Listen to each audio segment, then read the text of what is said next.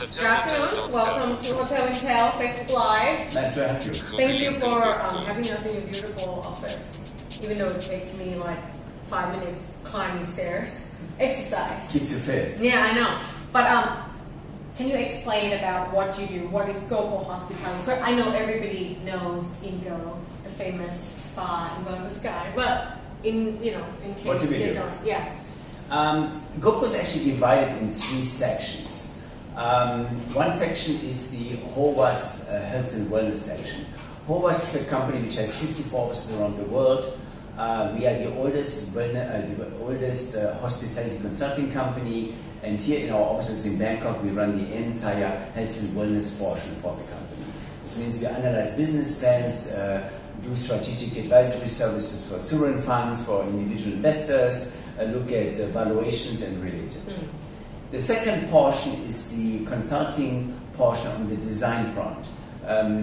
We design and manage certain trainings and different aspects of operation here in our company. Here in Bangkok right now, the last 2 projects we were involved in was the Four Seasons and the Capella. They're both done by us. But earlier in my life I also did the new Mandarin Oriental here. So we are developing large portions. The biggest project we're doing right now is the Amala project in Saudi Arabia, and the Red Sea project. They are 150 square kilometer and 63 square kilometer, are both at the tune of 16 billion and 25 billion respectively. They are dedicated facilities for art, culture and wellness, and GOCO does the entire wellness portion in those 2 projects. And last but not least, we are an operator and an owner. We own America's oldest hot spring resort, Glen Ivy. We own 85 acres between Los Angeles and San Diego. It's the oldest hot spring resort in the United States. We bought this because we wanted to manifest that we can not only consult but also operate and be very profitable. And we are in the process of adding 4 other projects in different parts of the world to this portfolio. So we also not only consult and financially structure things, we also operate them and own them. Okay. So I remember interviewing you a few years ago, and one of the interesting facts that you told me was every time the world goes into recession, yes, correct, spa and wellness actually sees increasing in number. An uplift, yes. Does it still the same today, or has it changed? No, it has not changed. So between 2008 and 2010, the biggest financial crisis, we moved from 106 billion to 216 billion. So in a time when finances were rock bottom, it doubled literally in 2.5 years. In 2020, during the pandemic, what came in there, which was different in 2008, many governments closed down entire facilities. That's why, So on the revenue side, that goal was not achieved. But what the pandemic really has done is increased actually an interest and an awareness of wellness. Because everybody knows today, if they don't do the right thing, if their immune system is not healthy, if they don't live in a sustainable environment, they are much more prone to get infections and not being as strong and fight the illness.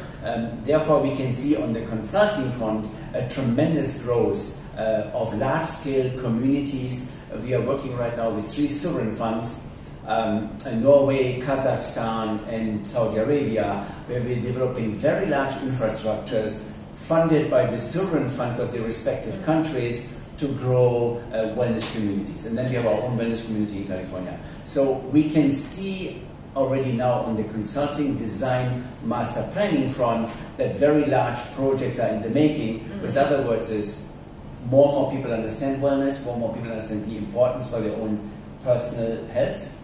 And therefore, I can clearly say that we see a tremendous growth. So if you want to put it there, you hasn't been affected. No, we have not. No, we have. Not at all.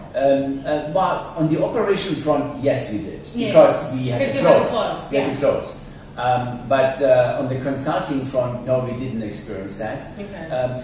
It's not true. We experienced it in the months of March till July. Yeah, last year. Because everybody was like up in arms in what's happening. Yeah, right? yeah, we didn't know what. But since then, it has moved nicely, and since the beginning of the year, there is a tremendous interest again in driving large-scale projects. So if I look at it on a 12-month scale, we are back to where we were in early 2020, but I think it takes another 4, 5, 6 months to again go back to the old levels. Right. Okay. So it's for me, it sounds like it's still looking good, and we're very positive about it. Yes. Yeah. Except operations. Except operation, because that depends on the government. The government. Yeah. There's literally nothing we can do. Yeah. Exactly. So I like to talk about wellness and spa, and one of the things that I like to talk about is the word wellness and spa has this connotation as a cookie science, the woo science, because it covers crystal healing and things like that. How do we change that, or should we even change that? Because people might actually like it. Well, I mean, the term wellness is actually today overused. I recently saw a car spa. I saw a car wash. A car wash, which was a car spa. I saw a dog wellness center. And so people stretch the term a little bit. Right. And we released last year a white paper which talked about the well washing. So many people are using the wellness subject to well wash whatever business they may have. But if you look, can you elaborate on that? Well, many hotel companies, for example, they now talk about we have a destination spa because they have 10 treatment rooms and they serve some vegetarian dishes on the menu, and then they suddenly say, "Oh, we are a wellness destination." Okay, So I mean, to clone it like this. But if you look at it traditionally, subjects like Ayurveda, 4,000 or 5,000 years. If you look at Chinese medicine, 2,500 years. So they're all ancient science, and if they would be trendy, if they would not be functional, if they would not have any positive effects, they would not be alive anymore. Because a trend, quite frankly, comes and goes rather quickly.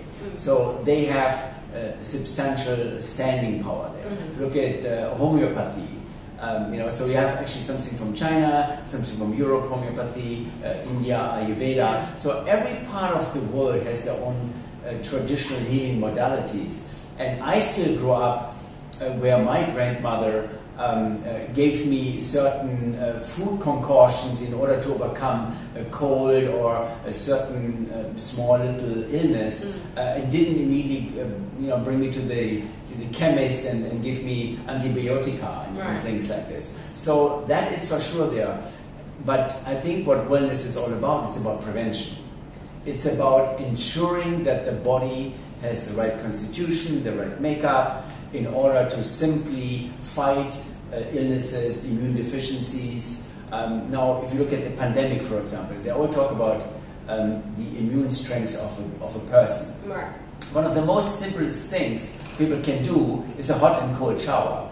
Now, a cold shower in Thailand is a little bit difficult because the cold water in the pipes is only like 12, 14 degrees, right? But a hot and cold shower, what it does, it stimulates the immune strength.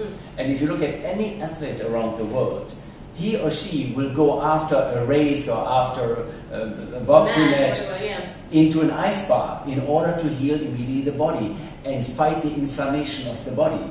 Because an inflammation inside the body creates tumors and creates unwell being situations. Therefore, there's many times very simple techniques which then create wellness, but wellness at large is about prevention. Medicine is about when the person has the illness and wants to take the illness away through surgery or more dramatic invasive procedures. And that is that's a big difference. Right. But when you talk about wellness and spa, because you cannot have, a lot of places now have doctors and IV and things like that. Yes. Usually, how much of the science do you have in your programs when you go and because we talk about essential oils. Yeah. I'm not a big believer in that, but I know. you are. I am. Things like that kind of set me back a little bit, like when they say, okay, try this essential oil, and then you feel like a brand new person. I'd be like, no, you use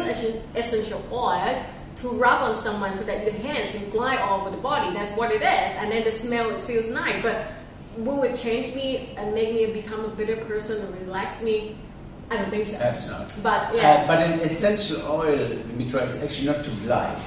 For this you use mostly almond oil actually in most spas. Most spas use almond oil. An essential oil is in order to penetrate your nervous system through the biggest organ you have, which is your skin. In order to penetrate the deeper layers and create a sense of well-being for whatever one wants to do. And then there's also certain massage techniques. There's the in principle, there's the long stroke and the short stroke. A short stroke is invigorating, a long stroke is rejuvenating, relaxing. So if you want to go out at night and you get a massage where they oil you with lavender and take a lot of long stroke, your evening is going to be rather short because you're going to become sleepy. Okay. But if you want to do something more exciting, there needs to be the appropriate oils and the appropriate massage techniques being applied. Having said so, I believe one should avoid gimmicks. Totally. The papaya wraps and the chocolate emulsion. Papaya wrap? Yeah, they do it. It's like we're making somtam or something. Yeah, yeah, kind of. That's true. I mean, there's a lot of gimmicks out there, and I don't believe in them at all. I'm nothing against them if you take them in order to just have fun. That's okay, no problem. But if you believe that does anything for your body, for your immune system, for your immune strength, then that would not work. So have that concept changed? For example, maybe in the past 10 years, people would come to you and say, Ingo, build me a spa, but I just want the woo chocolate, papaya, strawberry, bring it, fruit fun, whatever. But then has it changed into something more like, today, Ingo, I need science-based evidence? Has it changed? It has. It's a good question. I mean, what really has happened is the entire subject of analyzing and diagnostic, right, has changed substantially. It is not anymore that WImintra comes and I'm going to give her a piece of paper where she says what she has and what she doesn't have. They do that. Today, I can, through technology, I can analyze very quickly where your body is, where your state of mind is, where your physical conditions are, and then I can prescribe certain treatment regimes or programs to you which are good for your actual analytically technology analyzed state of mind or state of your body. And that is much more common now. Technology has infiltrated every part of our lives, and not only on our iPhones but also in every other aspect.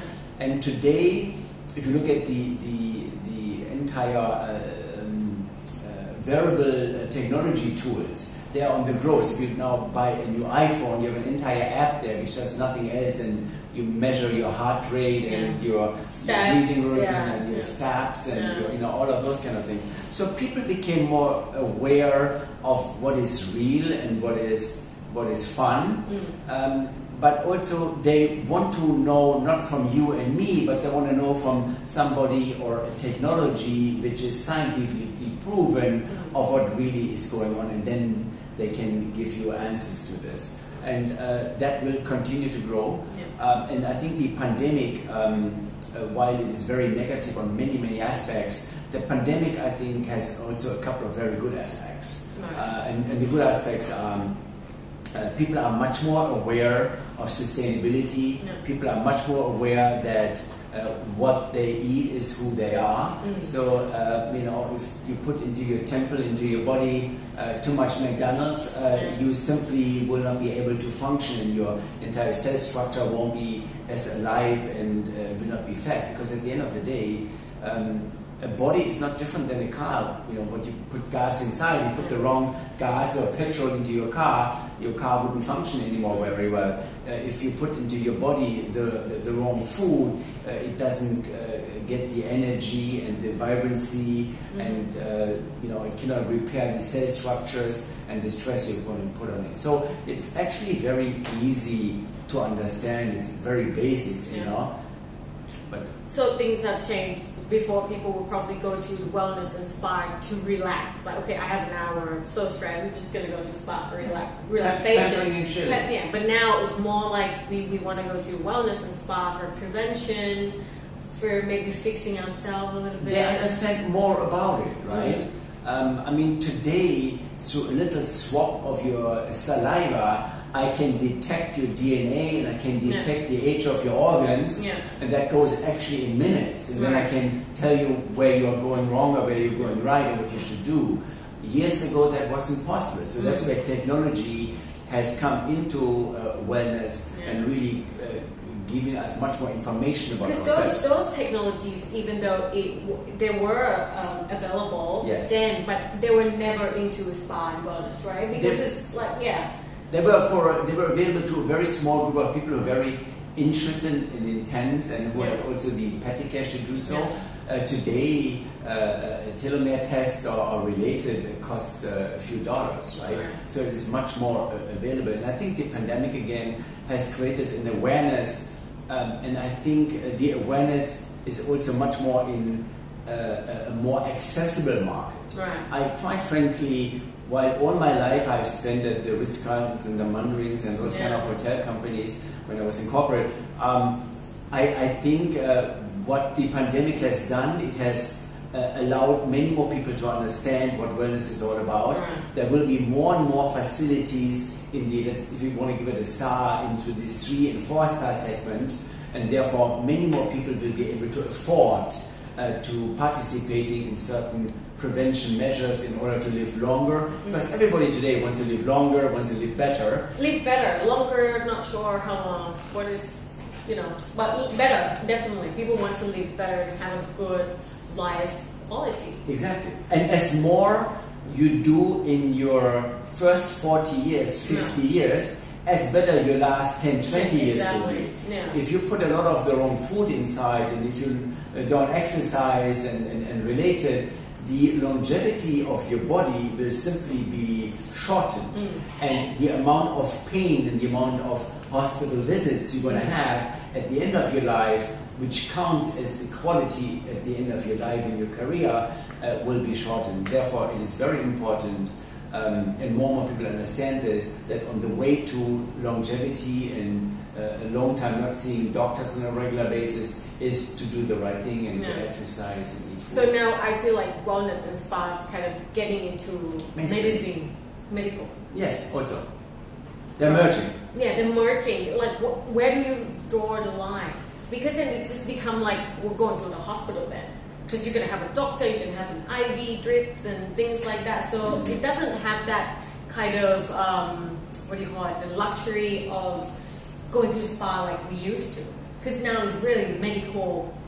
There's a lot more medical knowledge out there. But if you look at modern wellness facilities, even medical facilities, they look extremely well appointed and well designed.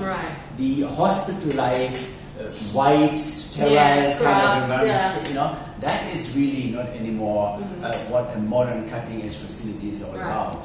It is done with fun. If I look at Glen Ivy, for example, we are welcoming around 1,000 people there a day.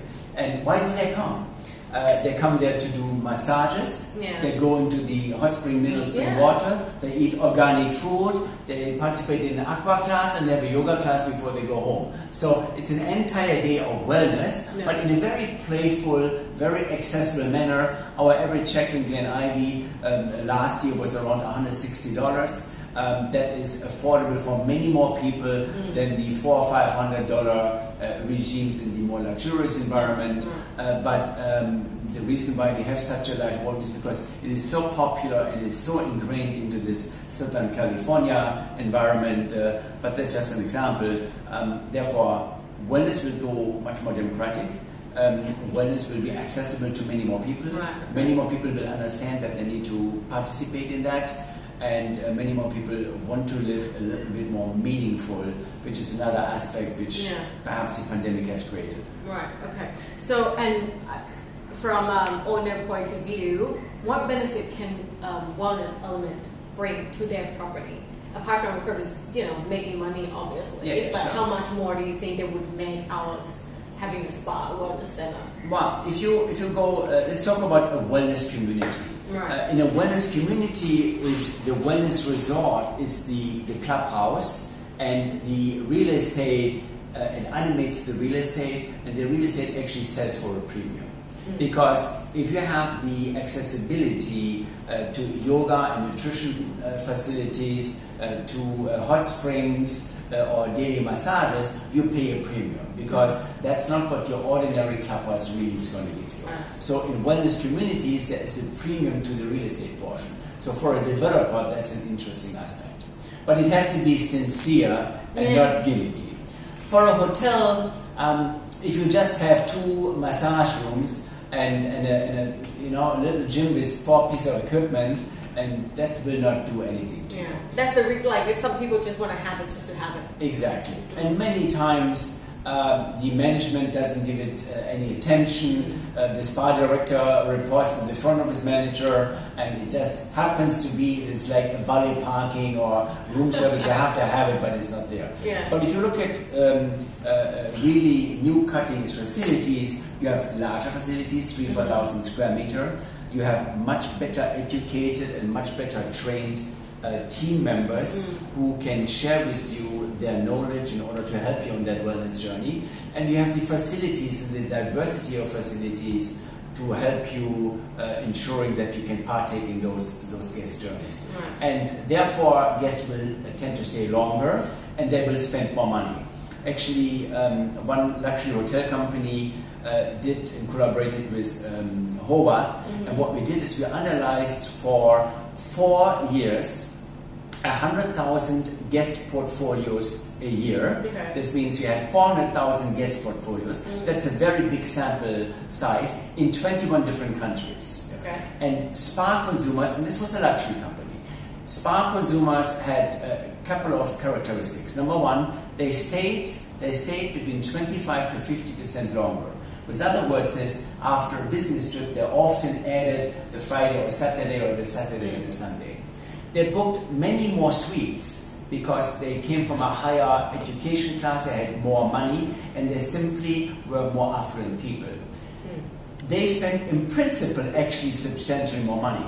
It was between 30 to 75% more spending. Not only on wellness, but also on things like food and beverage and other recreational facilities. So with other words, a wellness consumer of a sample size of 400,000 over 4 years in 21 countries has clearly turned out to be a more valuable client for the real estate owner or the hospitality company owner, the hotel management company. Now, that begs the question now, is the systems of hotel operations already aligned? I know very few companies, but they are already there, where the KPI of the general manager or the vice president is directly linked as well to a percentage of 10 to 20% on what you do in your wellness center. But in most hotel companies, it runs under MOD, minor operating department, and therefore nobody looks at that.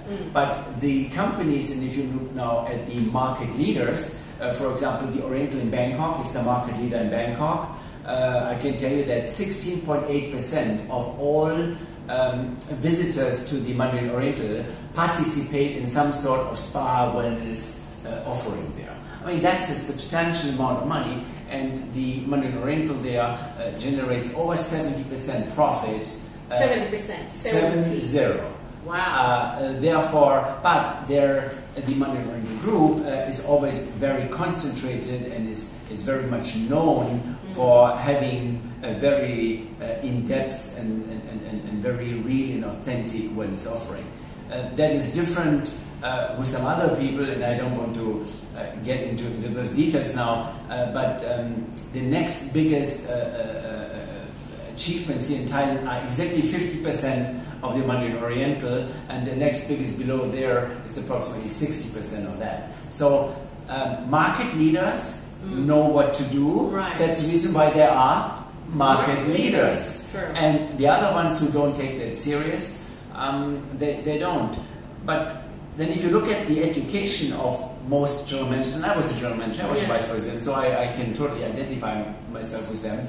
I went to 2 hotel schools and I did not learn anything about wellness and spa management. Was that because it wasn't really It wasn't required at that time. Yeah. But that is changing. I mean, I have since then taught classes at Cornell University, at Lausanne, at Les Roches. So there, and there's many others who do this as well. So wellness as a subject matter gets more and more woven into the curriculum, and there's more and more interest from young students there. I mean, the amount of Lausanne and Cornell kids who apply here every year are easily 30 to 40 people apply from abroad to come to Thailand and work for us in the wellness consulting. So that means there is more and more interest of that. Right. Okay.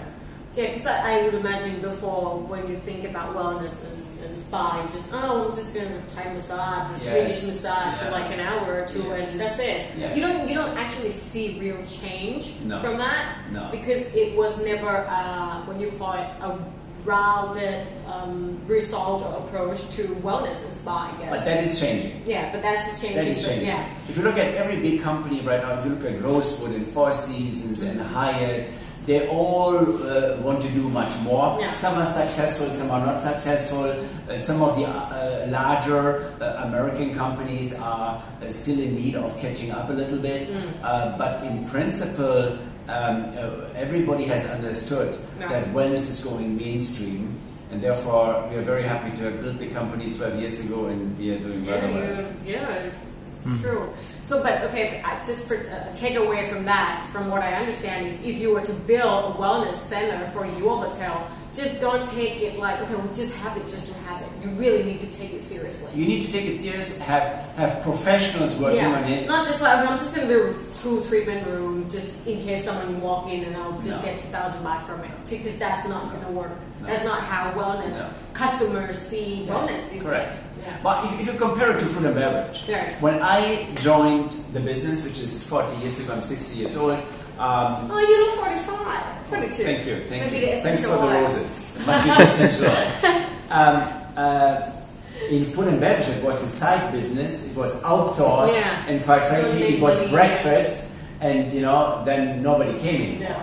Then suddenly today, there's no good hotel which doesn't have a dedicated F&B designer, a food and beverage, and a chef who is totally cutting edge and understands it.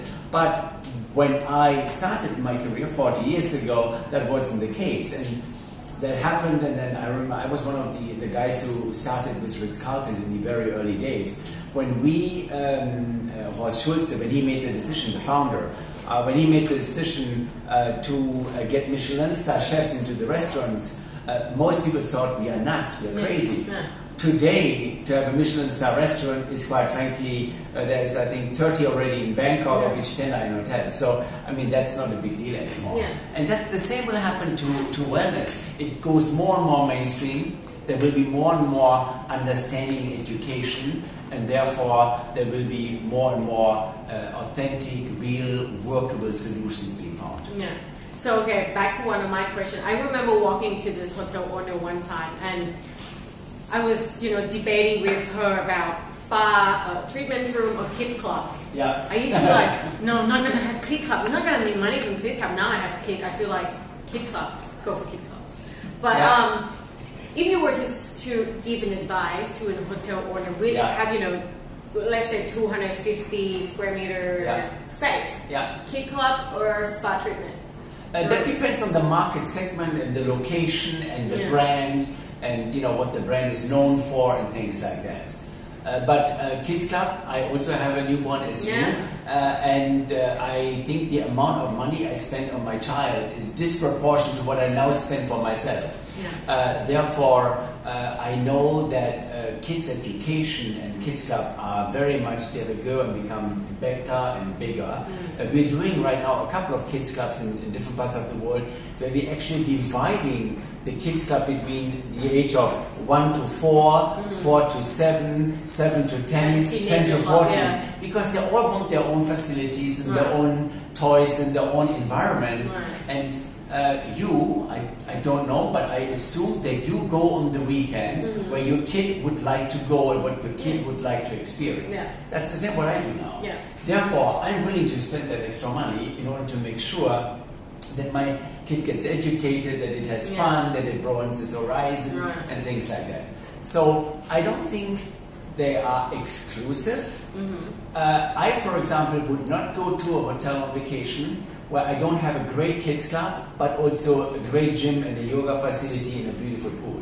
Because I want to do something for myself. Right. I want to actually also hang out with my kid in the water and related. Yeah. But I also want my child to be well educated. So I think they are both part of a next generation lifestyle-driven facility anywhere in the world. I feel like it could be part of wellness as a whole as well, because I'm actually writing an article about how kid clubs save insanity, modern spa, everything does. Because as a parent, or even as a hotel guest, sometimes you see kids crying at breakfast and you feel like, oh my god, I just shut up. Correct. And because you have a sensitivity now for that. Right. Same for me. Right. So I feel like there should be some sort of integrated program for wellness and kids. Sure. Oh yeah, there is. Well, it started actually in America around 15 years ago that the first kids spas came. But honestly, they were a bit more a rich mom took the kid, the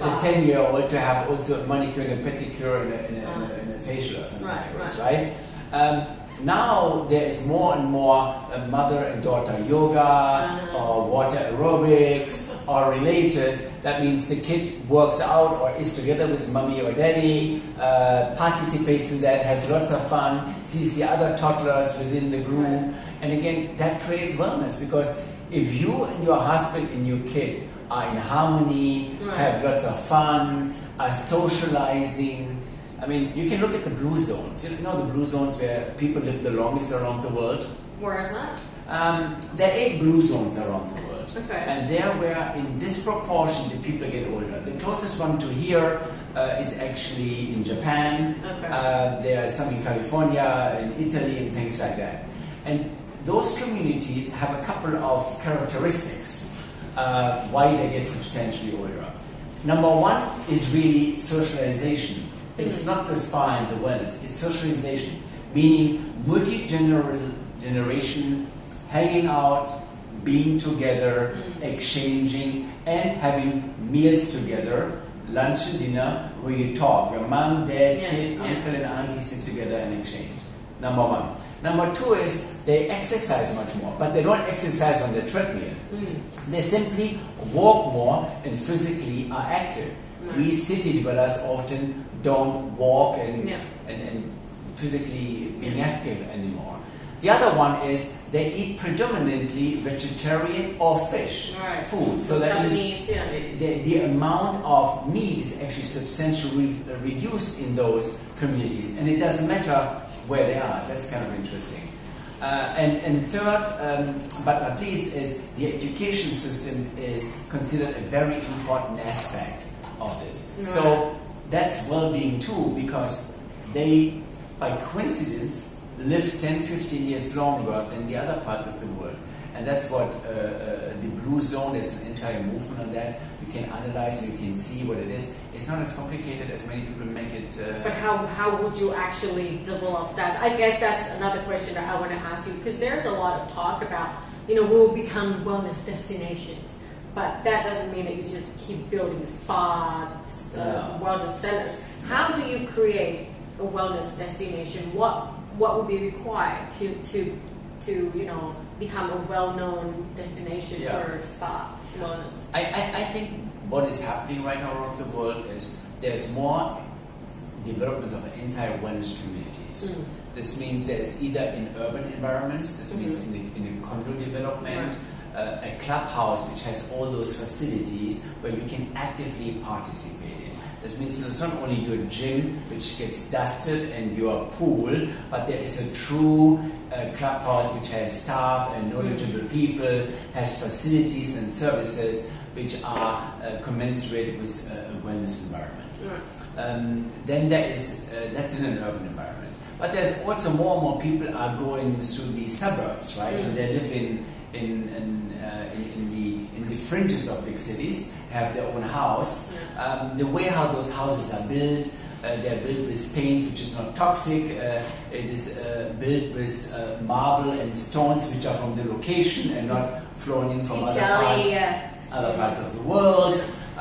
Sometimes they have their own organic gardens. In Glen Ivy, we have 18.6 acres of organic gardens. And we allow everybody who lives at Glen Ivy to just take the fruits and the vegetables and eat them at home at no cost. That's part of a wellness community. So there is different forms, urban and destination-driven, suburban. But a wellness destination is where you have authentic services. Right. So I don't think we will have a problem here. I don't think in Thailand. I think in Thailand is an ideal country. It is right now a little stuck in some policies and sorting itself out. And also I think the COVID situation here is sometimes differently understood than perhaps in some other parts of the world.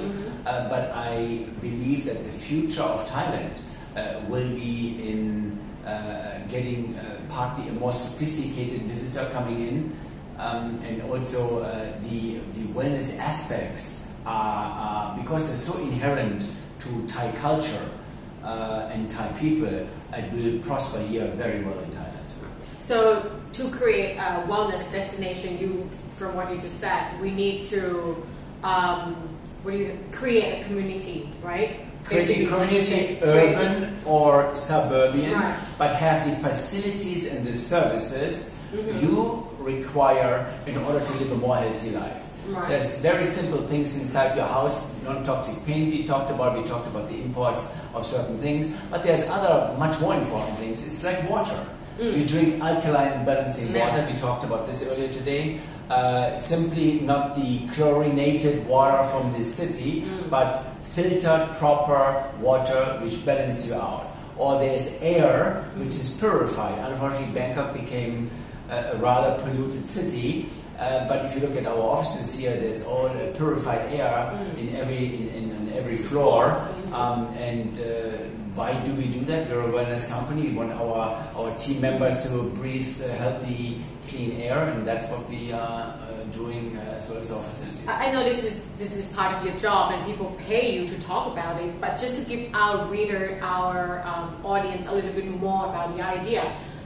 If say, how would you create Bangkok as a wellness destination? Can Bangkok be a wellness destination? Oh, let's just say, can Thailand be a wellness destination?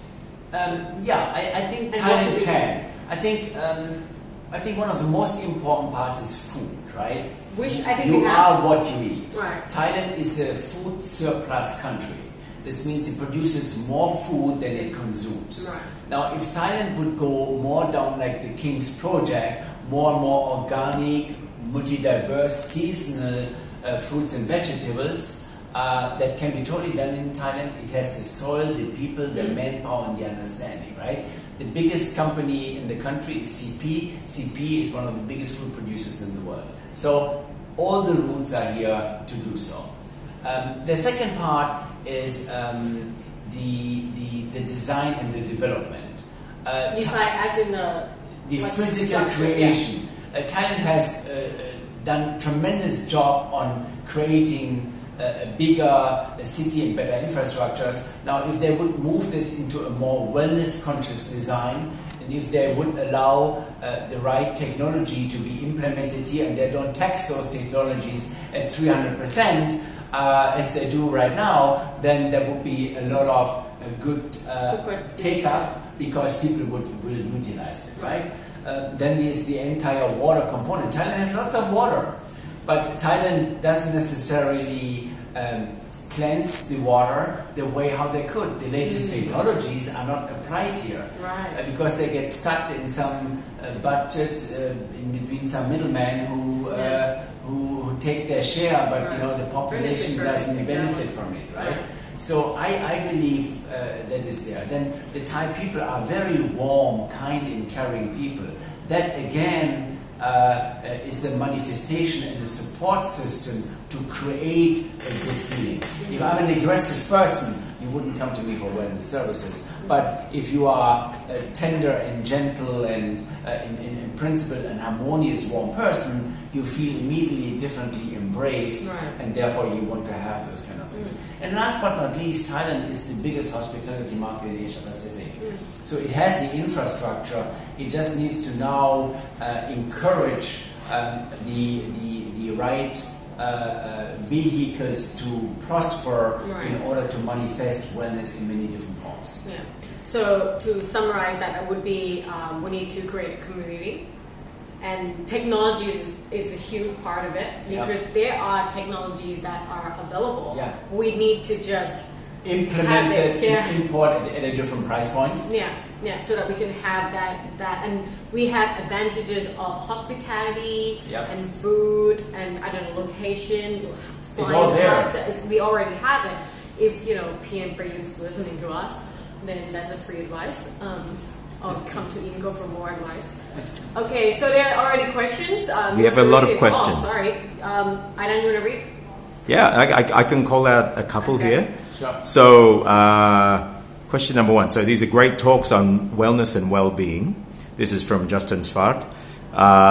It's all good and fine looking at the customer and the product side, but what about investing in your organization and employees to experience the true benefits of the well-being and providing programs to better understand and experience what the hotel is actively selling to the clients?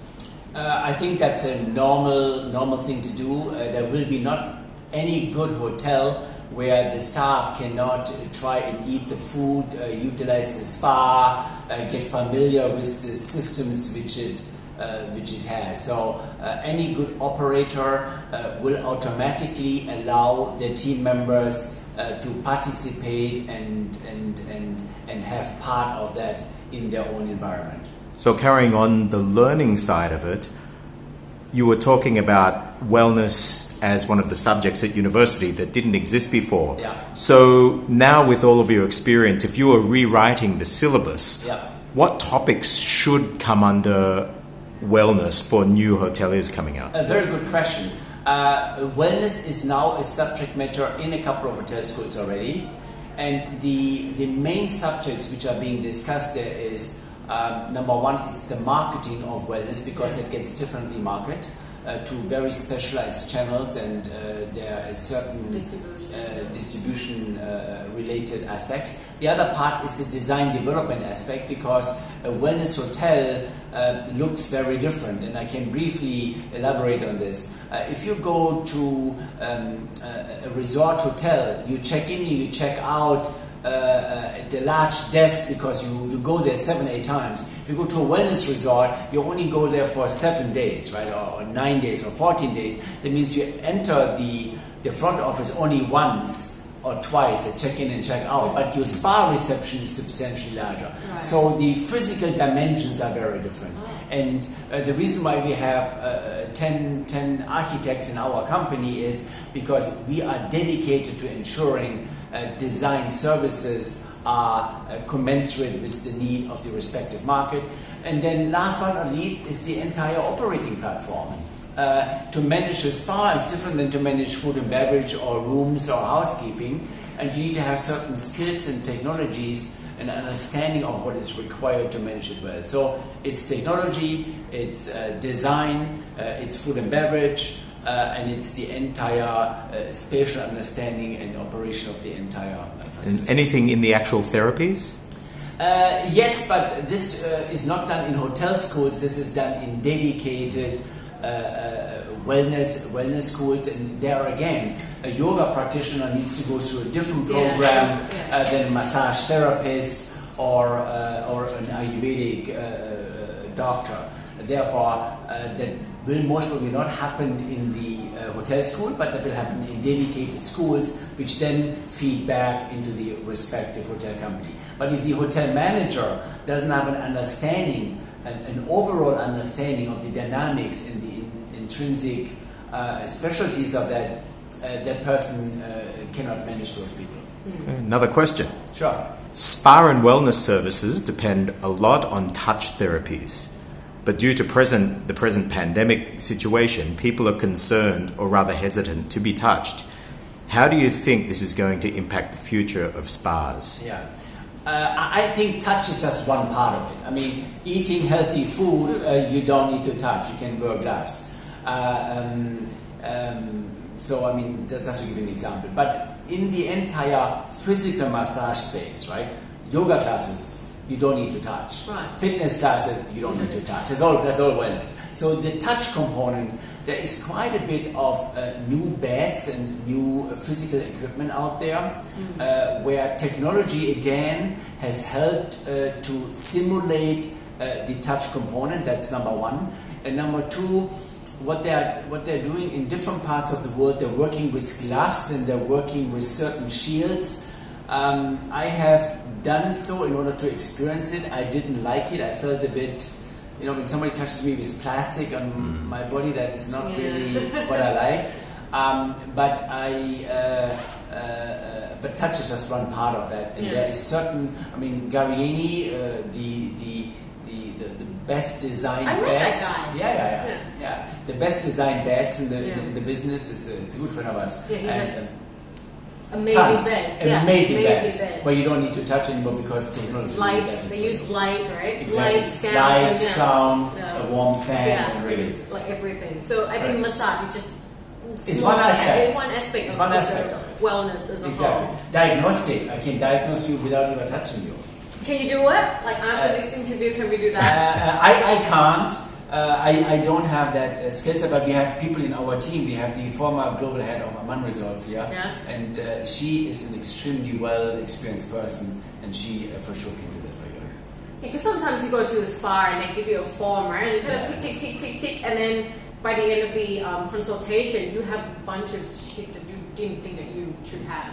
Like you have migraine, you're overstressed, and I'm like, well, I'm not stressed. It's just the way I am.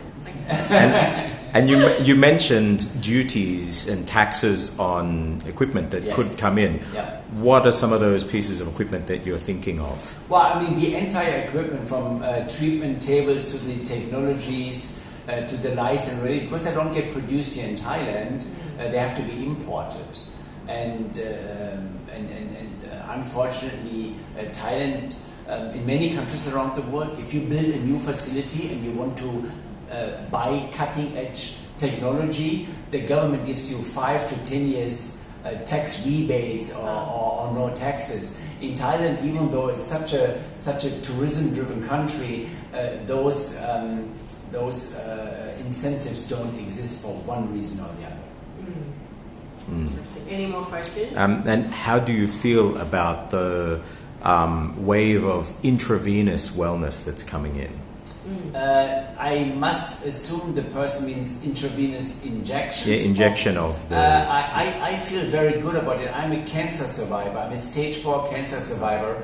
And one of the things I did after my chemo is I had intravenous vitamin injections for always one entire day.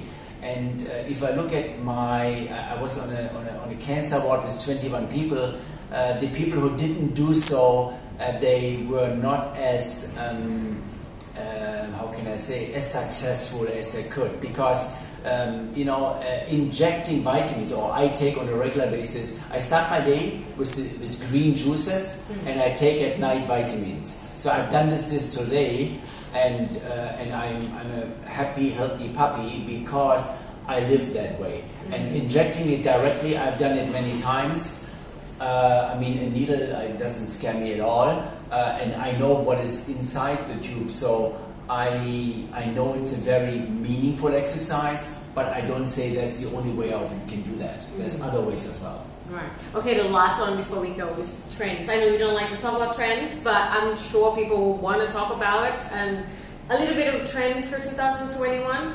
Well, I think the pandemic has clearly defined that immune strength is an important part. And immune strength can be done through physical exercises, eating the right kind of food, the simple hot and cold shower at home, and things like that.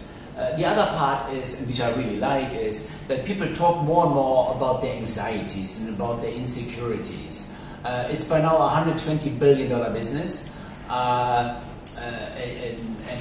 when you talk about it, that's when you start healing it. But again, a harmonious family environment, a healthy body, and a healthy mind helps you to overcome those things. You don't have to be insecure because there's nothing much you can do except washing your hands and wearing the mask and don't gather in huge gatherings to fight the pandemic, right? But so if you have huge anxieties about it, putting yourself in a hole, that doesn't help you. So mental wellness is a huge aspect. People talk about it, people analyze it. And that's certainly here to stay. And then the last one is really the diagnostic and the analysis. People don't want to listen to me because I'm a businessman who loves wellness and who practices wellness and who got healed because of the things I applied to my own body during my own cancer days. But people want to have professional, sound advice through the diagnostic and analytical tools available in the marketplace. Can I add something? Sure. Or is it way over time? Like, way over time? Okay, sorry. But no, I just want to ask, I just curiosity. I just feel like people nowadays have this like anxiety, yes. Depression, Yes. what do you call it? Mild depression, la la la. Yeah. I feel like a lot of people wear their sickness as a badge. Yes. Totally right. Right? This is one thing. The other thing is this entitlement, Yeah. Today, everybody says, oh, I need to drive this car, I need to make so much money, I need to eat in this kind of restaurant. There is a huge, unfortunately, it's in the younger population more than in the older one. People, the younger generation has not gone through tough times. And if you have gone through tough times, cutting yourself or curtailing your desires a little bit is no big deal. But the young generation have all this entitlement. I want, I need, I deserve. Yeah. And that creates anxieties if you put that on you. Yeah. I mean, honestly, since I have a child, you're a mummy, Yeah. I'm a daddy now, I have not bought anything for me. Same. Not one thing. I might, but not because of money shortages. Yeah. I simply don't concentrate on myself. I have something so more important to nurture. Yeah. And therefore, I'm totally happy with that. But I know unfortunately a lot of young people who have that tremendous need and desire to justify their greeds and their needs, and that is unfortunate. But I believe we have learned in the pandemic to live again a bit more humbler and a bit more conscious. True. And I think that's a very good outcome of that. But I feel like I think and I hope that wellness could be part of helping people mentally. Yes. Maybe not, like we're not talking about going to a shrink or anything, but at No. least give them a little bit of a guidance of their feelings and emotions, and Sure. don't wear your sickness as a badge. It's just nothing. No. It's actually sad that generation does that. Yeah. It's very sad, and we need to help them because they need to be aware. But the problem is in today's internet, social media environment in which we are, many of those illnesses are born because people compete with themselves. I want to be more. Oh, I did only 20 likes. Oh, you got 30 likes. Why? I mean, honestly, discussions I don't even know about, but I hear them, and I would never put myself into those kind of strings because it's totally wrong. But that's how I started my year too. Like last year, I know that because I monitor my social media usage, and it was crazy. It was crazy. So this year I made as my wellness, resolution. So I made a conscious decision to only use Instagram in the bathroom because that's where she goes. Okay. That's it. Yeah. Like, I just not using it outside of the bathroom. Yeah. You have your own rules and regulations. Yeah. And it's helped mentally. So that's why I Sure. think like wellness. I feel like wellness could be a huge part of helping young people to get through this anxiety or depression, what do I call it? Yeah, it's through that mental stress. Stress. Yeah, I believe that too. And I mean, for example, I never look at my Facebook or Instagram during work. I mean, it's very simple. That means I do it in the morning when I have my coffee at 6 o'clock. I do it at night sometimes. But I don't touch it because, you know what, I come here to work and I want to concentrate and do this right. So I don't monitor that. I monitor it in the sense of I don't do it during the daytime, right? And that really works well for me. You know? But I can see the others who cannot wait at lunchtime or during, I feel sad for them actually. I really feel sad for them. Okay, thank you so much. Today we could like go on and on and on about it, but if you're interested in GOCO Hospitality, just go to the website, which is gocohospitality.com. They are also on Instagram, Facebook, LinkedIn. and LinkedIn, and Ingo is all on LinkedIn and everywhere. You can follow them. Thank you so much again for today. Thank you for having us. Okay. Appreciate it. See you. Bye. Bye.